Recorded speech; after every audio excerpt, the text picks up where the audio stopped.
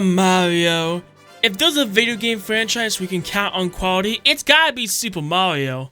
Hell, one of the worst games of all time is Super Mario 3D Land, a game still full of creativity and fun. And yet, in recent years, despite New Super Mario Bros. Being pretty good, it doesn't quite meet the standard of us Nintendo fans. The games were fun, but they suffered from one problem. They were reusing assets over and over and over again. In theory, this is actually a good idea to speed up game development, but in practice, it didn't really end well. So whenever we saw that trailer for Super Mario Bros. Wonder, it was time to say goodbye to the bland air of Mario and say hello to this shining example of creativity. When the game came out, fans declared this to be the best 2D Mario game of all time. There was no other competition, not even to Super Mario Bros. 3, which was declared the best 2D Mario game of all time before this game came out. But is that true? Can one flower that puts you on drugs be the best Mario game of all time? Apparently my Wonder effects look like a fucking idiot. I'm Mr. Galaxy Cat, and today, we're gonna find out for ourselves. So, without further ado, members of Team Shadow, video game enthusiasts both old, new, and alike, want to see if this game is worthy of collection or not? Let's get started.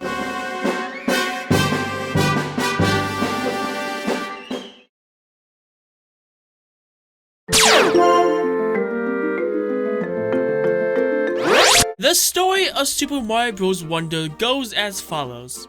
Mario and his friends are visiting the Flower Kingdom, ruled by Prince Florian. He wants to show off these mysterious flowers known as Wonder Flowers, when all of a sudden, Bowser shows up to take over the kingdom. He merges with the prince's castle and uses the Wonder effect to become a giant castle! This is someone's fetish, isn't it? So Mario teams up with the prince to fight Bowser and save the world! Because if they don't, Bowser's big bad Wonder is gonna rock the world! But obviously we defeat him and the game's over. So overall, it's a Mario game, what do you expect? If you're looking for story in a Mario game that's deep and complex, then go play Paper Mario or one of the RPG games. But other than that, it's your standard Mario affair. I'm just happy the prince is not in another castle. Wait, we don't have to save the princess? Yeah, in a shocking turn of events, Princess Peach and Daisy is here to help. Guess they finally got pissed off of being kidnapped too. I mean, this doesn't affect the story and all, but I'm just glad that we don't have to save Princess Peach for like the 1000th time in a row. That being said, I'm gonna give the story a C rank. It's still not that deep and complex to be a B rank, but not dull and boring enough for a D rank. It is still entertaining. Simple and straight to the point. It's Mario after all, so let's move on to the graphics.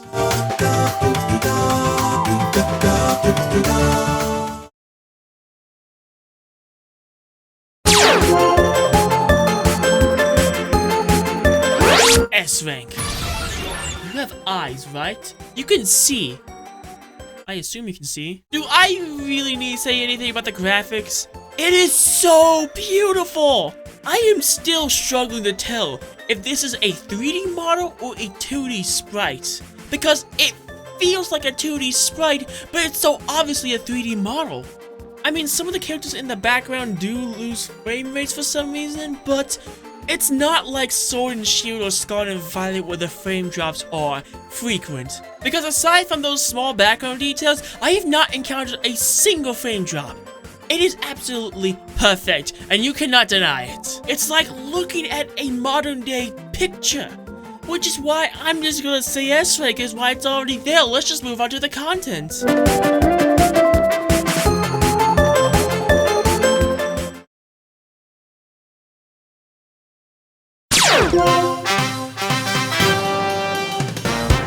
Content's up next, and I wonder what this is gonna get. Even though it's so obviously going to be it. There are a total of 152 levels in Super Mario Bros. Wonder, but only 69 of them, nice, are the main levels that you want to play through. However, there's a new addition to this game that makes Super Mario Bros. Wonder unique. At least it tries to. Badges! The prince is on your back the entire game, but instead of being a useless companion like Starlo, he actually carries badges that change depending on what you use them for. And I hope this gets developed in the future, because there's only one badge that you'll be using throughout the entire game. Can you tell what it is? No?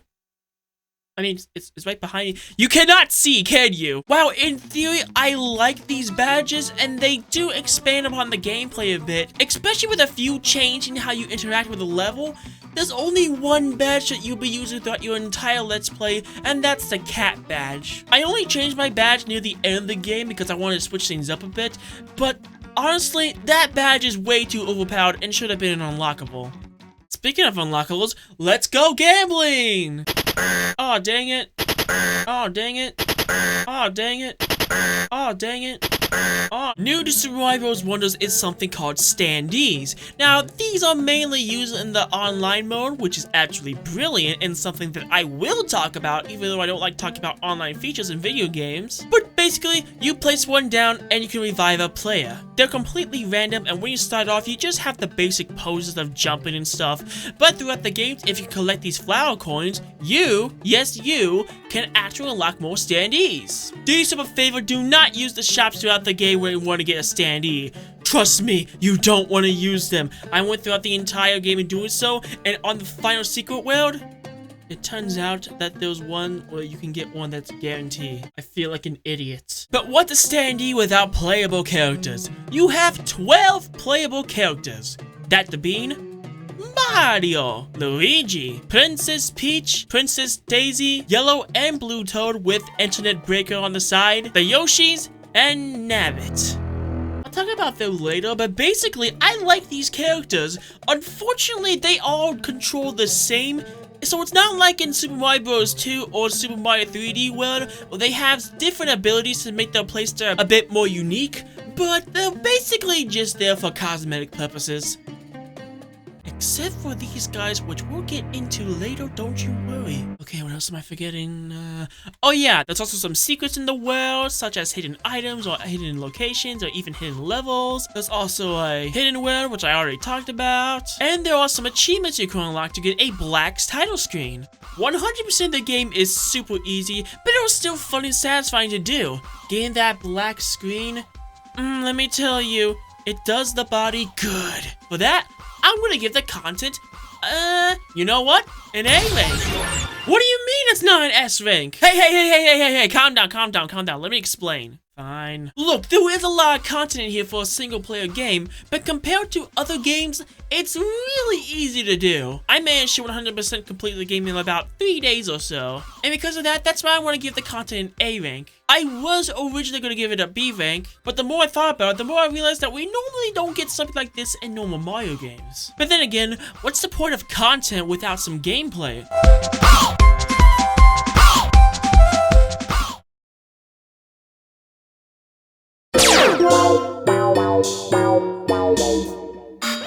Next up is the bread and butter of all video games, the gameplay.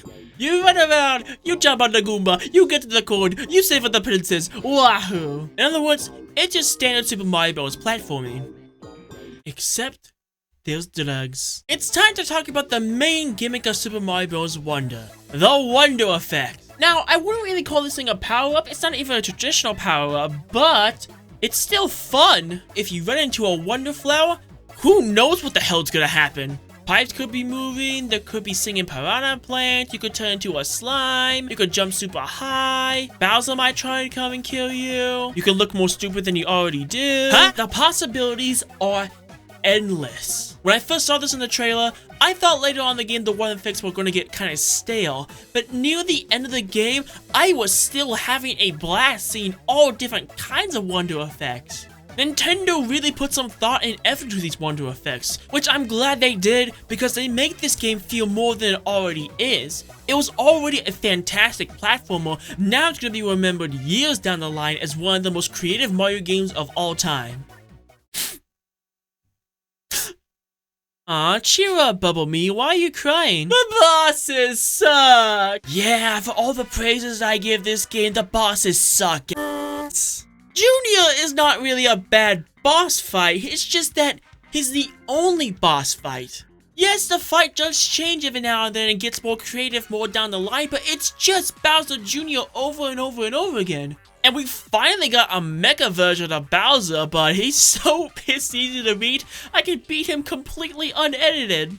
On one hand, I'm glad we got some creative levels out of this, but on the other hand, why are the bosses so lame?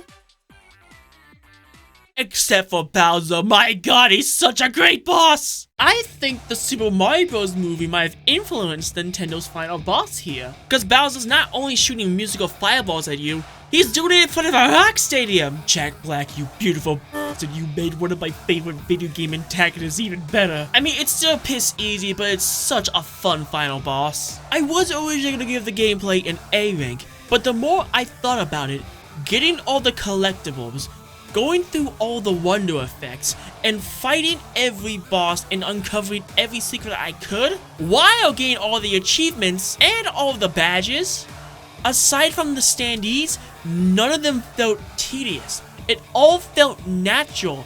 It didn't feel like a checklist I had to do just for 100% completion, something that I don't usually do for modern games. It felt like Spider-Man. What do you mean by that? In my original Spider-Man Let's Play, I was surprised to learn that I not only 100% complete the game, but I also got a Platinum Trophy for it. And that's because all the side quests feels natural and a part of the story. Aside from a few bonus objectives, each and every location from the bases to the side quests or even some of the miscellaneous challenges felt so natural to the Spider-Man game and didn't feel like a video game. It felt like, well, a life in Spider-Man shoes. And would you look at that, I feel like I'm Super Mario. There was two characters that I believe completely breaks the game. Nabbit and Yoshi. What's so bad about these guys? Allow me to tell you. So, these guys are invincible. To compensate for that, they can't use any power-ups. But does it really matter if you can't get hit once? Now, yes, you can still fall or get crushed, but attach the perfect badge to it, and you're basically a god. I get it, giving something for the youngsters so they don't waste lives and stuff to make them feel like they're part of the game, but what's stopping someone from using these guys to just speedrun the game and just be like, done, easiest game ever, this game sucks? Nabbit I get because he's also an enemy that you play as in the new Super Mario Bros. U game. Well, that one felt like more of a bonus thing and a side thing that made the game easier for the youngins, and a fun little character we can play as since we never usually play as any of the bad guys before. The Yoshis did not need to be invincible. I think you should have given them the ability to have the Super Mushroom and only the Super Mushroom. Because while Nabbit is overpowered, Yoshi is broken as balls! Not only is Yoshi invincible, but they have access to Flutter Jump and eating your enemies whole. What is stopping Yoshi here? Nothing! Nothing is gonna stop Yoshi. I intentionally did not pick Yoshi and Nabbit because of this reason, because I want to experience Super Mario Bros. Wonder as a whole. But what redeemed them for me was them getting the collectibles for me. Now, there were some collectibles where you have to use some of the main characters because of the power-ups they need for that level, but overall, they're very good at treasure hunting, but going through the main game, oh yeah, you might as well just turn off your brain. I'm still gonna give the gameplay an S rank though. Oh what? I like the game, so sue me. The controls are satisfying, the collectibles are fun to collect, the bosses could get some improvement, and the two characters break the game. But overall, still very fun, still very satisfying, and dare I say, the peakest of 2D Mario. Eat your heart out, Mario Bros. 3. I found a new date, and she's got a nice pair of thighs. What the hell kind of joke was that? I don't know, I'm running out of ideas. But come on, it's no wonder why I gave this game an S rank. And yes, those two things, the bosses and the other characters that are invincible, do bring the game down, but the level design and the creativity from the developers saved this game's grading for me. Which is why I'm willing to overlook those two things. Plus, Yoshi and Nabbit is just optional, and again, they're for the youngins who can't play video games correctly. Speaking of correctly, on to the final one.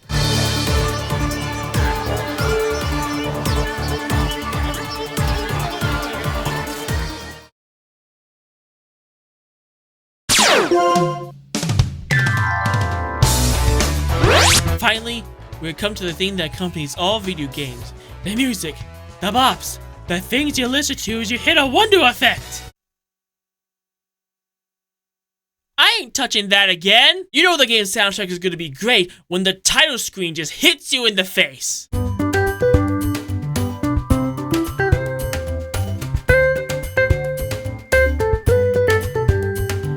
Even the overworld is nice.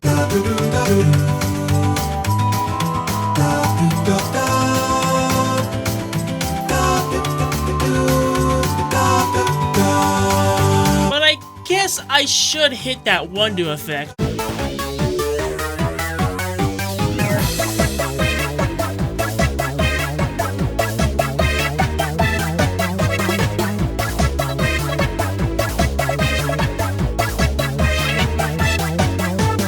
Because Bowser Jr. is right behind me.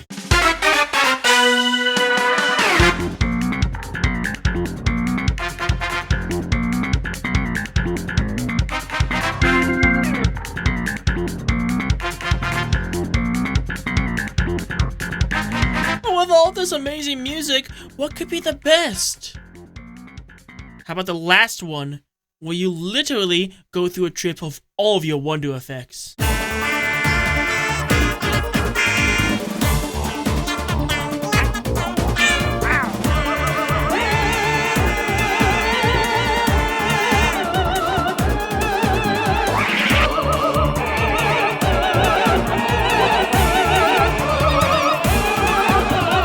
Guess what's gaining S rank?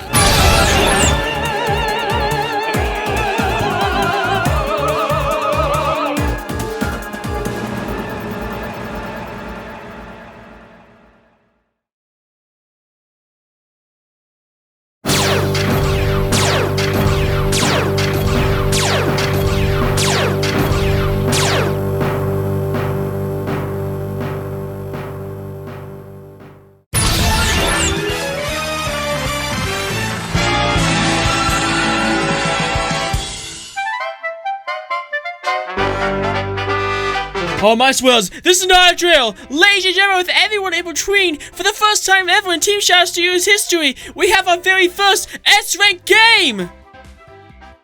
Get out of here, the bit's over. Honestly, do I really need to say anything else about Super Mario Bros. Wonder? It's creative, it's fun, it's challenging, most of the time, and most importantly, it's an actual game. In an age where microtransactions are freaking everywhere, it's nice that a game like Super Mario Bros. Wonder comes out and says, hey, this is what a video game is supposed to be. So be that video game. As much as I like the new Super Mario Bros. Era of Mario, mainly because I grew up with it, I can't deny that the sheer amount of creativity Super Mario Bros. Wonder brings is 1,000 times more than that bland era. This is the reason why Nintendo is still here after all these years. It doesn't matter how graphically powerful a game is, all it has to be is fun. And I love this game. Oh, I love this game so much. I'm so happy I got an S rank.